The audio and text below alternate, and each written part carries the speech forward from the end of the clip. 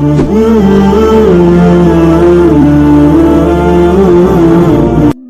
عالم صلی اللہ علیہ وسلم کے وصال ظاہری کے ایام قریب آئے تو حضور نے سرخ پٹی باندھی. تیز بخار ہے نبی کریم کو. 2 صحابہ سہارا دے کے مسجد میں لائے.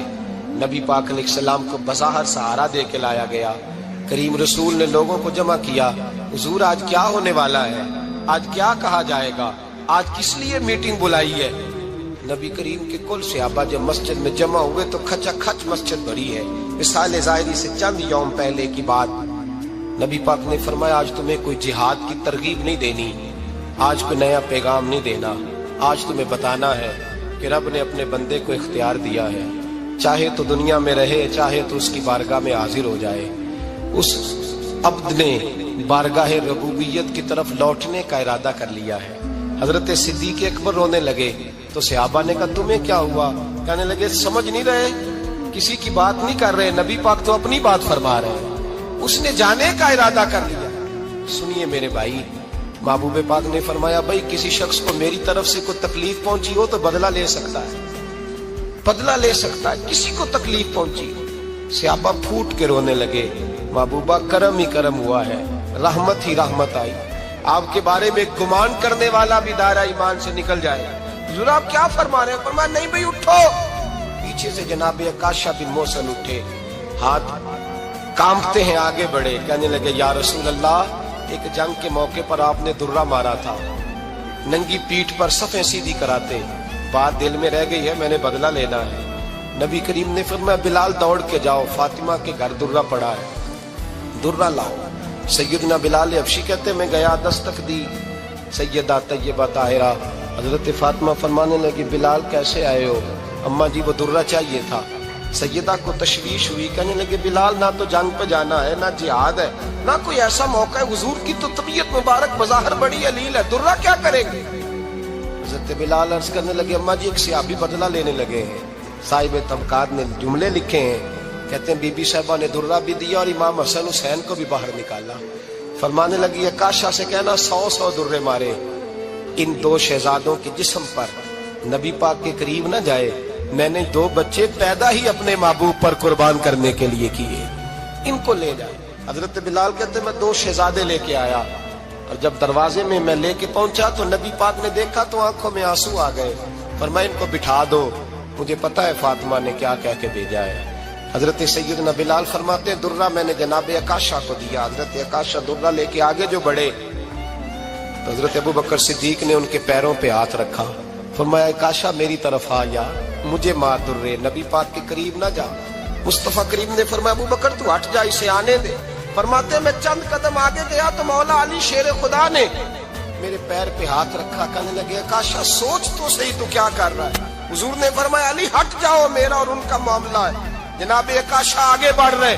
نبی کریم نے فرمایا میں اپنی امت کو درس دینا چاہتا ہوں, خبردار خبردار زندگی میں تمہارے ہاتھ سے زبان سے کسی کو تکلیف نہ پہنچنے پائے. خبردار یاد رکھنا وہ معاشرے بگڑ جاتے ہیں, وہ معاشرے تباہ کر دیے جاتے ہیں جہاں ظلم ہوتا ہے, جہاں زیادتی ہوتی ہے, جہاں لوگوں کو ستایا جاتا ہے. محبوب کریم کے قریب آئے حضرت عکاشہ, حضور میری پیٹھ ننگی تھی, آپ بھی ذرا کپڑا ہٹائیے. نبی کریم نے پیٹھ سے کپڑا ہٹایا. جناب عکاشہ نے درہ جو اٹھایا تو صحابہ کی چیخیں نکلی. حضرت عکاشہ نے درہ دور پھینکا, حضور کے بطن اطہر سے لپٹ گئے, چومنے لگے. کہنے لگے حضور وہ تو صفیں سیدھی کراتے لگ گیا تھا, آپ نے کہاں مارا تھا؟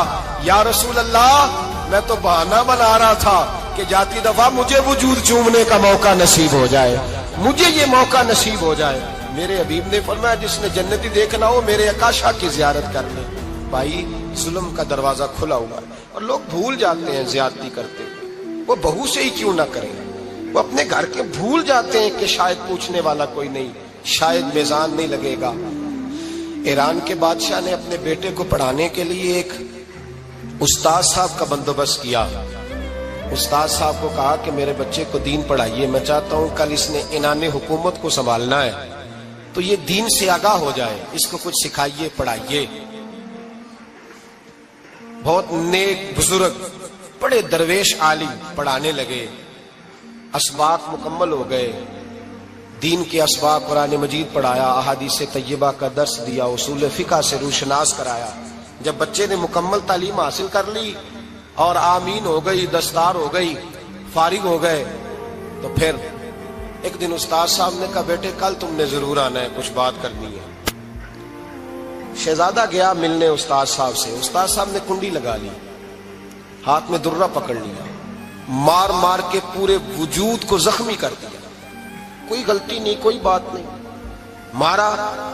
اب بچہ آیا آ کے بادشاہ سلامت سے کہا کہ ابا جی سمجھ نہیں آئی، بڑا مارا ہے استاد۔ تو سیانے تھے نا بادشاہ، یہاں تو قاری صاحب روز کٹہرے میں کھڑے ہوتے ہیں، مولوی صاحب آپ نے میرے بچے کو کیوں مارا ہے؟ آپ 8,000 کے مولوی ہیں، میرا کئی کروڑ کا بچہ ہے، سویرے بدل لیں گے، خبردار آپ نے بچے کو ہاتھ لگایا، اپنی حیثیت میں رہے معاذ۔ جو قومیں استادوں کو کٹہروں میں کھڑا کرتی ہیں وہ ترقی نہیں کر پاتی، جو استادوں کو کٹہروں میں روز کھڑا کرتے ہیں۔ کہا ابا جی بڑا مارا ہے، تو والد بڑے سمجھدار تھے، کہنے لگے بیٹا استاد باپ ہوتا ہے، وہ زیادتی نہیں کرتا، کوئی بات ہوگی میں تیرے استاد کو کٹہرے میں نہیں بلاؤں گا۔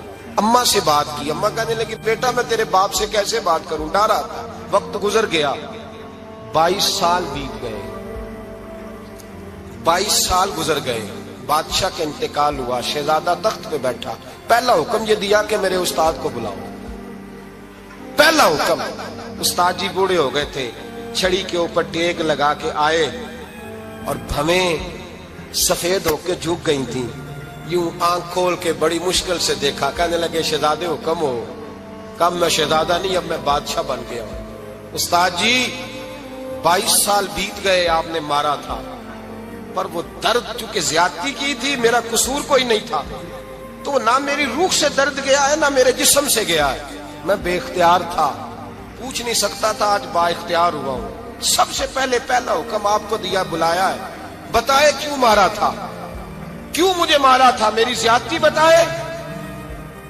تو استاد، بوڑھے استاد کی آنکھیں آنسوں سے بھر گئی، کہنے لگے بیٹے بس آج کے دن کے لیے مارا تھا، یہ جو دن آ گیا نا میری زندگی میں اس لیے مارا تھا، یہ میں چاہتا تھا میری زندگی میں وقت آئے، آج کے بس میری مراد پوری ہو گئی۔ کہا صاحب کس لیے، مجھے بھی سمجھائے۔ آپ فرمانے لگے کتنی دیر ہو گئی تجھے مار کھائے ہوئے، کتنا